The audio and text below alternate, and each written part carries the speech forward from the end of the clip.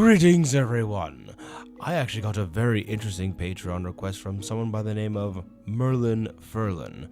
They actually ask, what is Salexi's thoughts on cross-dressing? I'm actually going to answer this one both in and out of character, because in that retrospect, we both think the same way.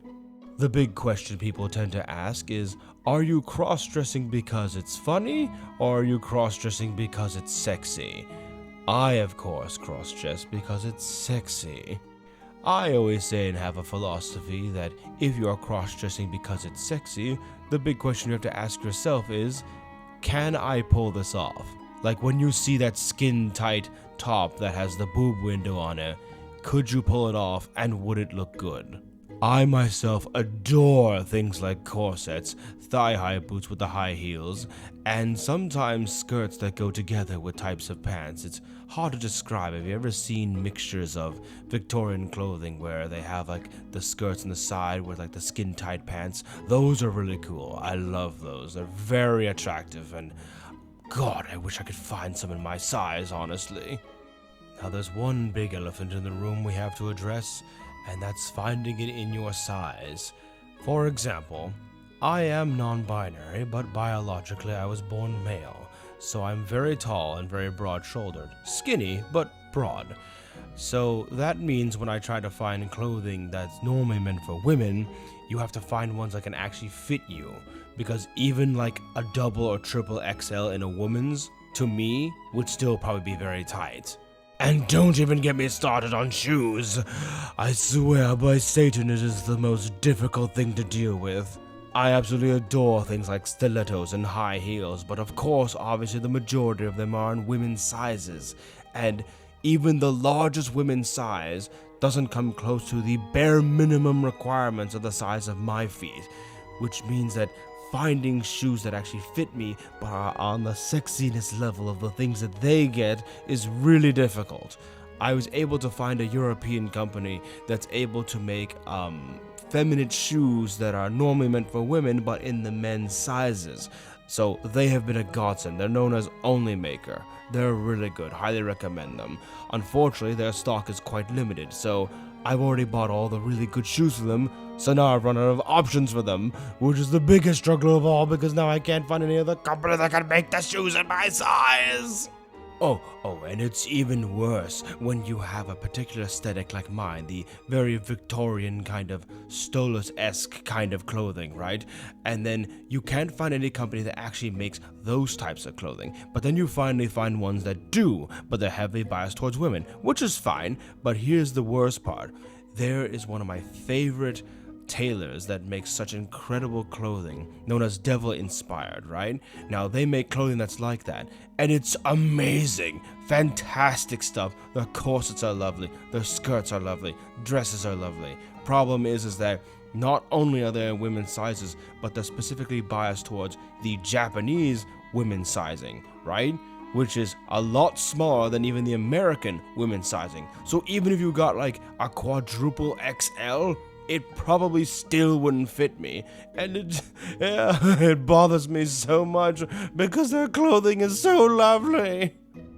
But of course, the saving grace is that, technically speaking, you can use certain pieces of clothing that are technically meant for costumes and incorporate them into normal outfits.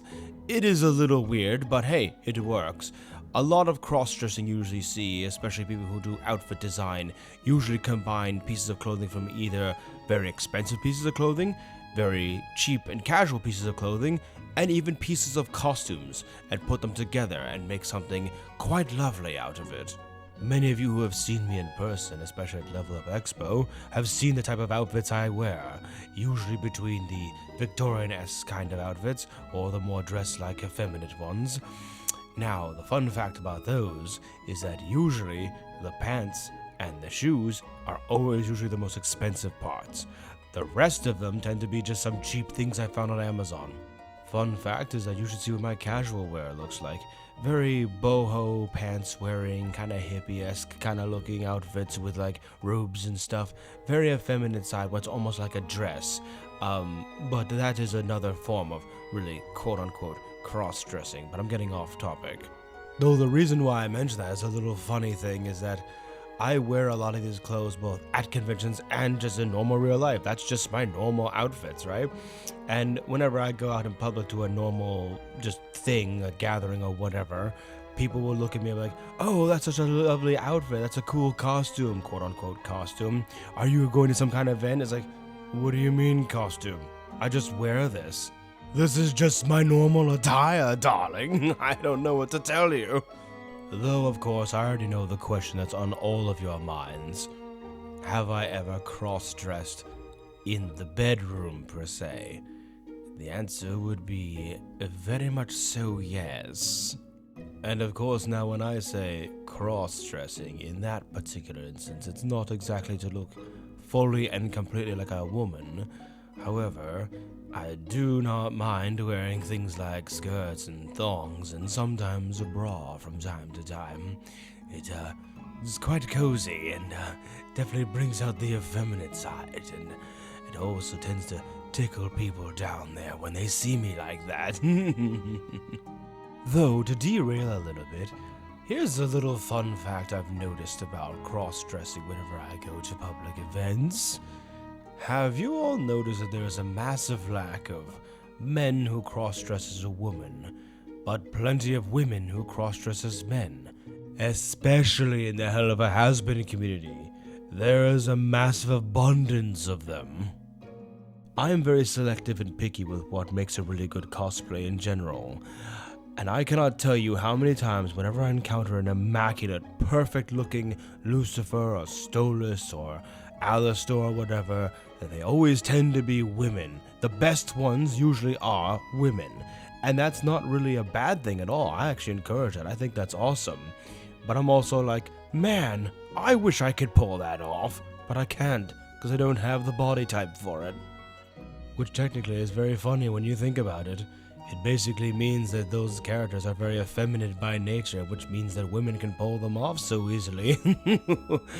But that's another story for another day. To finish this all off, I do have one particular saying I like to go by for clothing and cross-dressing and all of that kind of stuff, even for everyday outfits that you wear walking around normally, is that all clothing is unisex if you stop being a bitch about it. Because at the end of the day, whether you're doing it to look sexy, whether you're doing it to be a funny bit, whether you're doing it at a convention, or perhaps when you're trying to wear the opposite sexes of clothing in public, be it because you're trans or whatever other reason you're finding amongst yourselves, you need to have the courage to actually want to wear those things with confidence in the public. And that tends to be the hardest, biggest hurdle for a lot of people. But I always say, you only live once. Who cares what everybody else thinks? Wear what you like. Fuck everyone else. Look good, look sexy, always be fabulous. Despite what everybody else says. Be different, be unique, stand out, because it's far more interesting than just trying to maintain this weird social norm of being quote-unquote normal, when such a concept barely even exists anymore.